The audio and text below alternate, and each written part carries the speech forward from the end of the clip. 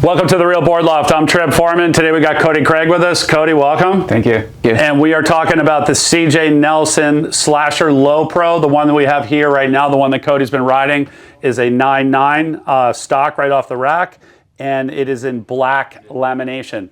To give everybody a quick review class on Thunderbolt's lamination schedules, black is fiberglass and carbon, and then the outer sheets of the board being all carbon. The red lamination is all fiberglass, and the silver lamination is the fiberglass schedule, and resin is built up to be intentionally heavier to give it like that true like heavier log feel. They do that like on the Sprout 2.0, like your classic nose riders. This board has much more performance built into it, so they're offering this in a black lamination schedule as well. And the board that we have here is black lam. The black lamination produces a board that is the strongest against braking. It also produces the quickest response between when you flex the board and it springs back, like the shortest amount of time. So it's a much livelier technology. Cody, before we dig into the performance of the board, let's just talk about specs. What's your height and weight? And then we're gonna go into the dimensions on the board.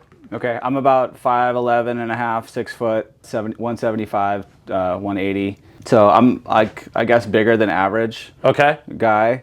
So like I tend to ride bigger shortboards, a little bit bigger longboards typically, or maybe that's why I can ride longboards because of my height and weight. But yeah, I still want to be able to turn a board, and like this thing is doing both nose rides and turning. Right. You were talking about flex. This board does have quite a bit of pop off the bottom turn to get you back up on the nose into the mid face of the wave. So yeah, that was a huge thing about this board that I liked. Lots of tail rocker, as you can see. It's got like a mini skateboard ramp coming down here towards the bottom. I just absolutely love it because what that does is it holds that rail in the wave, so you're able to get really long tens, nose rides just in general.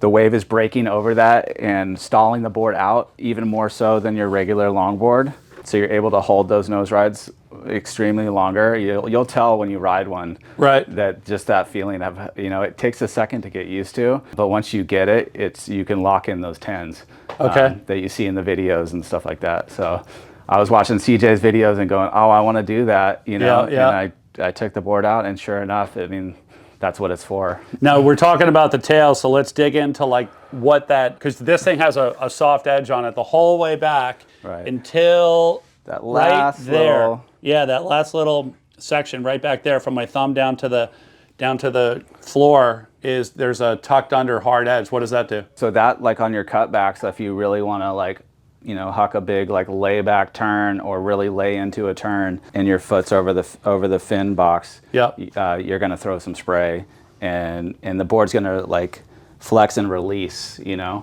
that turn, so it's gonna project you back into the braking part of the wave, and also like a little bit more speed, like a clean water release off the tail of the board. After that cutback and you're coming back into the white water section, or where you could possibly get bucked off, it's projecting you forward again.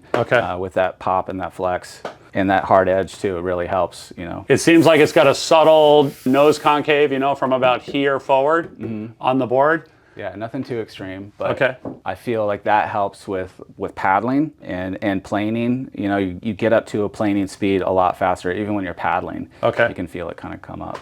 And also back here with the wide point back, there's a lot of area in the board right here, and a lot of like roll in the bottom, like a lot of belly in the bottom. It seems like it would be real easy to just roll this thing back and forth. Absolutely, yeah. So that allows you to turn from the middle of the board. So if my foot's not directly over the fin back here, I'm still able to turn with my back foot, a foot up from the fin box. So you don't have to go all the way to the tail. You don't have to go all the way to the tail. In order to turn this thing. So if you're doing micro adjustments on the wave face, you can do that from the center of the board, which is really nice. And I feel like a lot of these boards that have that narrower nose and wide point brought down, that enables you to do that. And you used to not be into wide point back longboards. Not at all. Yeah, I thought for years that wider nose meant longer nose rides, more surface area. And that's not I don't think that's the case anymore. So that's definitely changed my mind riding these boards. I rode a Ryan Engel model and this Slasher Low Pro with the wide point back, and it works, you know what I mean? So it definitely changed my mind, and I'm locking in longer 10s, getting better, you know, just all round rides, you know, to the beach. Right. So yeah, I guess there's two different ways to skin the cat, right? On longboards, you could either have that wide nose and that's what's holding you up, right, or you could have the narrow nose, wider tail with that kick, and it's actually holding you back in the pocket, yeah, and holding you up on that nose. I think, you know, if you want the versatility of turns and nose rides, this is kind of like the optimal setup, just because you don't have that distribution set so far forward where just that swing pendulum weight of the nose going around isn't going to throw off your next bottom turn or your next maneuver. So yeah, definitely just the rebounding of maneuvers, the narrower nose, wider point back seems to be the call. Most of the boards that I've seen you, in the time that I've known you, all the longboards that I've ever seen you ride were 9.4 to 9.0, right? And so this is a big jump up in length, right? 5 inches longer. How was that transition? And are you happy like with the 9.9? Because I didn't expect to see you on a 9.9. Yeah, so I think mentally, I think I was just kind of thrown off because, of course, I've been riding boards between 9 foot, 9.4 my entire life, pretty much. And just the thought of the 9.9 in my head was like maybe a possible setback. But once I got it in the water and in smaller waves, I feel like the longer board, you can utilize that little bit longer rail line in navigating, you know, waves, catching bigger waves outside before they even break. Yeah, I don't know. It kind of changed my mind on riding a longer board in the Outer Banks. I think this would work well in like a Trestles or San Onofre type, you know, point break or peak setup. Right. But it also works good in beach break, what we're surfing here. So I really enjoyed the longer board, which I wasn't quite sure how it was going to take. Yeah, just catching more waves. It paddles really well. So you have a little bit more volume with the stretched out board, or a little more surface area. Yeah. And just really like dialing in your cross stepping. It allowed me to, you know, instead of maybe taking 3 steps, I was maybe taking 4. Okay. And kind of like, you know, slowing down my cross stepping. Okay. So I was able to work on that. Now you had a great range of waves too, like in the time that you've had this board. Like we had like our consistent, like kind of summer, like 1 to maybe 3. 3 foot. You know, like around near the shop. Yeah. Let's talk about like kind of small wave performance on this board. All right, so small waves, I was able to really navigate the lineup well and take off, you know, kind of, you know, outside of the short borders and you know, find waves that like maybe I couldn't have paddled in on a shorter longboard. Because I was able to glide in, like I was saying, like you can pick up the board onto plane, you know, and maybe not like full speed, but it picks up to plane super fast, even just paddling, you know, I'm up almost riding on a wave before it starts breaking. Okay. So in the smaller stuff, it's really nice for navigating set waves and dialing in, picking up, you know, the best waves of the set. And this board is able to do that. So. And what about like in the small wave? Like a lot of times, like people's longboards aren't even big enough. Like in the small waves, like not enough lift underneath them. You know, they kind of feel a little bit doggy. Right. How does this thing feel like in the small? It's not pushing water. So a lot of boards like don't have that concave, or they don't have a nice belly to them. So they're pushing water, and you're kind of working against yourself in a sense, and you're not optimizing the full length of the board. So this thing is just gliding through sections, getting around white water, and then you're able to, like, you know, like you said, it's got flex. So it's going to have that little bit of pop when you go around a whitewater section and into your next cutback or maneuver. Okay. Now, how about as the surf picks up? Like we lucked out this summer, right? We had a couple of really nice hurricane swells. Yeah. One in July, one in August, and both really fun. And you took advantage of both of those, and it got some great waves on this thing. Yeah, I really wanted to try this board out and see what it could handle.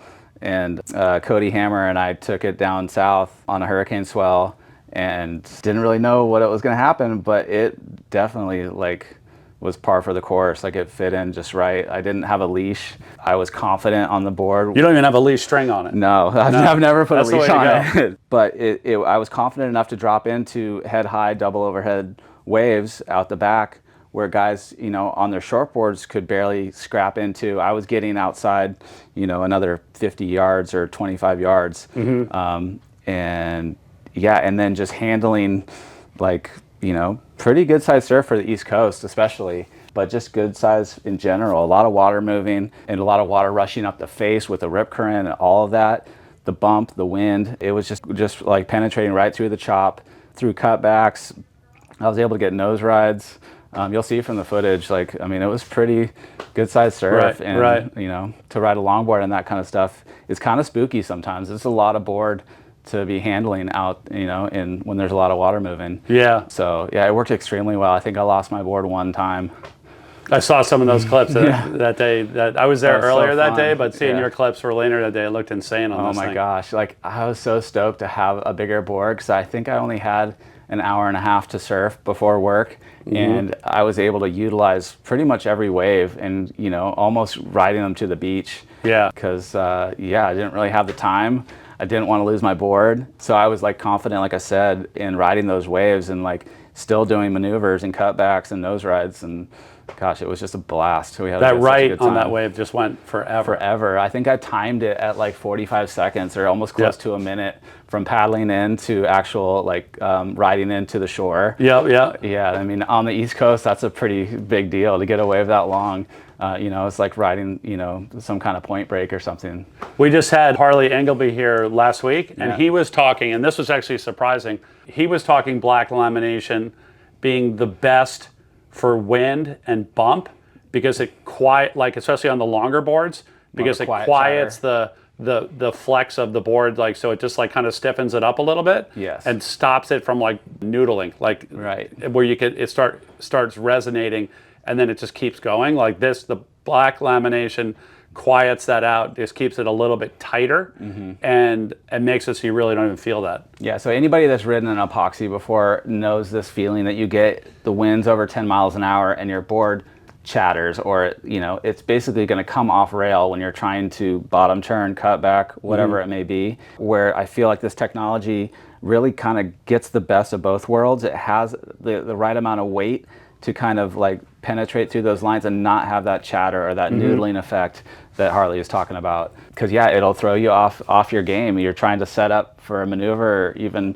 you know, just draw a straight line, and it can kind of buck you off with a typical epoxy. Yeah. So, Cody, let's take a look at the fin on this board. It looks like you're using the FCS Christensen 9.5 with the Connect system, that toolless system. How'd this work for you? So it was killer, like getting it in and out of the car. You're able to pop the fin and ride out. If you want to take multiple boards stacked up, sometimes I'll have 2 or 3 longboards on the car because I'm not sure what I'm using. So that was really great. While I'm in the water, I was able to pop the fin on and off and scooch it forward or back, just depending on what I was trying to do. Longer nose rides, maybe moving it back. If the waves are bigger, maybe moving it forward. Yeah, so that was really nice to be able to play with that aspect of the fin in the box, because it can make a big difference, you know, an inch or two forward or back. I like the Christensen board. It's got, like, the fin has some flex to it. Like I was saying in other reviews, a little bit of flex, especially right on the tip of the fin, is great for that pop and that flex of the board at the same time. To go together, to go together. So that was great. I don't typically ride a pivot fin, so I think these kind of fins with kind of more of a Greeno-esque rake to it, and that little bit of flex is kind of perfect for nose rides, barrels, cutbacks, whatever, you know. I mean, I think looking at the clips of you surfing this thing, and having watched you surf it in like some sessions where we surfed together, like this board seems like it would outperform. Like, it seems like it's faster than what a pivot fin would kind of roll at. You know what I mean? Like, pivot fin's kind of more like a slow perch and point fin, like where this thing's like definitely racier. So yeah, you're able to like squeak in like way more maneuvers, and it's not just nose riding. It's not just a nose rider. I mean, the thing turns on a dime. And I feel like the pivot fins are maybe a little slower. So, like you said, point and shoot more with the pivot fin. Let's talk about, you mentioned turning. Let's talk about turning a little bit, because, you know, when CJ dives deep into like all the different boards that influence this board, and then watching him surf it, I mean, he's just going ham on the turns. Yeah. How does this thing feel turning compared to some of your other longboards? Well, I think it's great that they're implementing different shapes into a single board. They're taking, you know, boards that turn well and putting it all into a single board. Yeah, I was able to experiment more with my cutbacks, doing like a switch foot cutback. I like to try to do that, you know, when I'm going regular foot, and switch to goofy foot on my cutback. And then, you know, the board's stable enough to like switch stance right at the end of that transition into the next bottom turn. Okay. So yeah, Awesome. so it was cool. It was cool to be able to experiment with it, and it holds in really nice and smooth. Now, what about the last question we'll cover is accessibility? You know, because when you have, especially with longboards, right? Like you're going to have people that are eyeing them up that are below your ability level. Okay. And so somebody coming into this board from a lower ability level, how easy is it to surf? Like, is it a technical hard board to surf? Because a lot of single fin loggy style boards can actually be pretty particular in how you surf them. They're actually kind of hard to surf. Right. How is this board as far as like accessibility, and what ability level do you think this board would be good for, like to start out on? I mean, once again, I think it maybe that more kind of intermediate to you know, like better longboarder level, where you're trying to improve nose rides, longer nose rides and tens, because like it's not your traditional log where it's like this heavy longboard that you're, you know, lugging down to the beach. You know, it's light enough where you can throw it up over your head. It's, you know, it still glides in like a log. Okay. So it has those aspects of a log, but the like lightness of like epoxy, I guess. Yeah, yeah. So yeah, I think that intermediate to advanced level is kind of where, you know, it would go if you want to take your nose riding to the next level, and your cutbacks and turns. It's a great little board to add to your quiver. Yeah. And it's not like your traditional log, like I said, where it's like this heavy board that you only ride in small surf. Right. You know, obviously this board is working in better surf. In better and bigger surf Yeah. too. So and the wind too. It handled really well with, you know, over like 10-mile-an-hour wind. Yeah. Which is a huge thing. I'll definitely agree with you. I like how they're exploring that space between like a high performance longboard and a log. Yes. You know, because there's a lot of open space in there. Absolutely. Between those two boards, and it seems like that's been the trend, like as of the last couple of years, is like where can we push this new like style of longboard? You know, that you can nose ride. And you can, you know, hang 10 on it all the time, but that you could rip turns on too. Right. So like when it was bigger on that hurricane swell, like I didn't want to just go straight and just catch these bombs, you know. Right. Like I wanted to do something with it, you know. And this board was able to do that. I was able to, you know, wrap some pretty good cutbacks, and then, you know, still get up to the tip and try to get some nose rides in. So yeah, I was really surprised like how well it worked in those conditions. That's awesome. Well, hey Cody, thank you so much for joining us and sharing your insight on the CJ Nelson Slasher Low Pro, this one in the black lamination. If any of you out there have any questions on the Slasher Low Pro or any of CJ's boards, or would like to order one, you can always reach us at the shop, 252-987-6000, or look us up online, realwatersports.com/surfing. Thanks for tuning in.